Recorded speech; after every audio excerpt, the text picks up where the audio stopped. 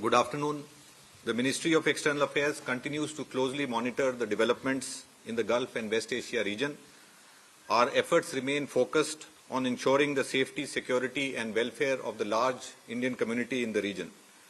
We remain in close contact with the state governments and union territories for sharing latest advisories and to coordinate with our embassies and consulates. The dedicated special control room in the ministry is working in tandem with our missions and posts to support Indian nationals. Across the region, our missions and posts are operating round-the-clock helplines and also responding to queries on email and social media channels. The advisories being issued by our missions have updated information regarding local government guidelines for safety and security, flight and travel situation, and consular services. Our ambassadors are regularly interacting with Indian community associations, organizations, professional groups, and Indian companies to understand and address their concerns. We continue to proactively assist our citizens for facilitation of visas, transit through neighboring countries where airspace restrictions apply, and providing logistical support where required.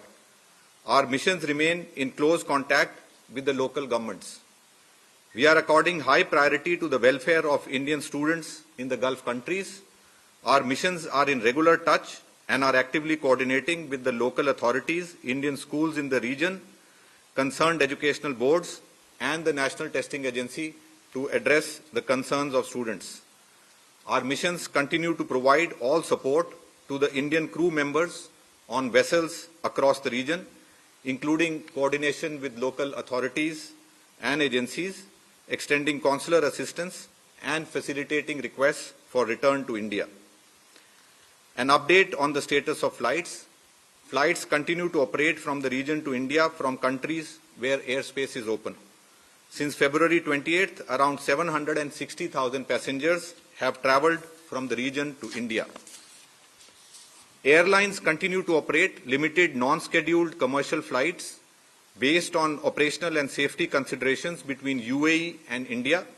Around 90 flights are expected to operate from the UAE to India today. Flights are operating from various airports in Saudi Arabia and Oman to different destinations in India. With the Qatar airspace partially open, Qatar Airways is expected to operate around 8 to 10 flights to India today. Kuwait airspace remains closed.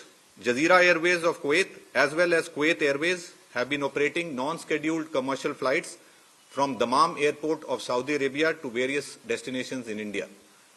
Bahrain airspace remains closed.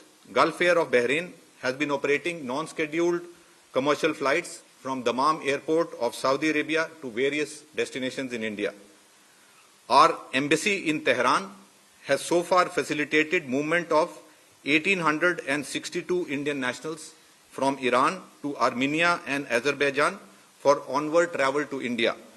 This includes 935 Indian students and 472 Indian fishermen.